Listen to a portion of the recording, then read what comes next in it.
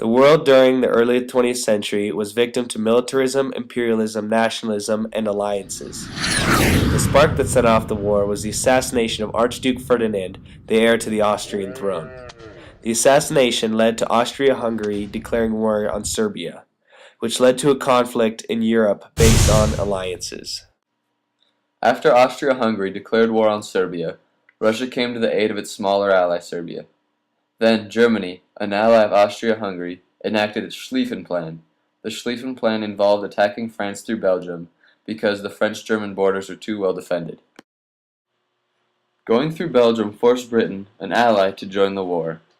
The strategy behind the Schlieffen Plan was to defeat France so that Germany had only one war front, facing Russia.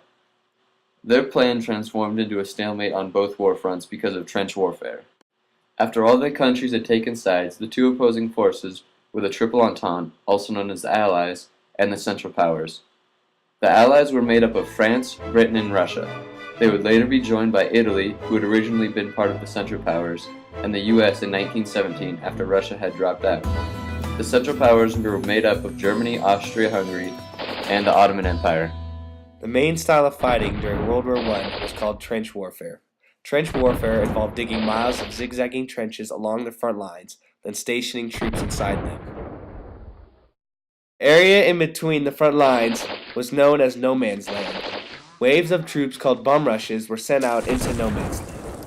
If the troops weren't cut down by machine gun fire, they would become entangled in razor wire or become lost in the enemy's trenches. While some new technology, such as tanks and aircraft, helped reduce the number of soldiers sent into harm's way, other inventions, such as toxic gas, increased casualties. Trench warfare in World War I allowed for much more loss of life than necessary. When World War I started in 1914, the United States remained neutral. As the war developed and new countries joined the war, the U.S. was filled with propaganda from both sides. The two main reasons that the U.S. joined the war were the sinking of neutral ships such as the Lusitania and the Zimmerman Telegram, which encouraged Mexico to invade the U.S. The U.S. slowly started transferring troops to the battlefronts for the Allied powers. This secured the victory for the Allies, and an armistice was signed on November 11, 1918 at 11 a.m. The Treaty of Versailles was a peace settlement which ended World War I. On June 28, 1919, it was signed at the Versailles Palace in Paris. The treaty blamed Germany for the war, and Germany was forced to pay millions of dollars and was also forced to return land they had taken. Also, the treaty put France and Britain in charge of the Middle Eastern countries that fought in the war.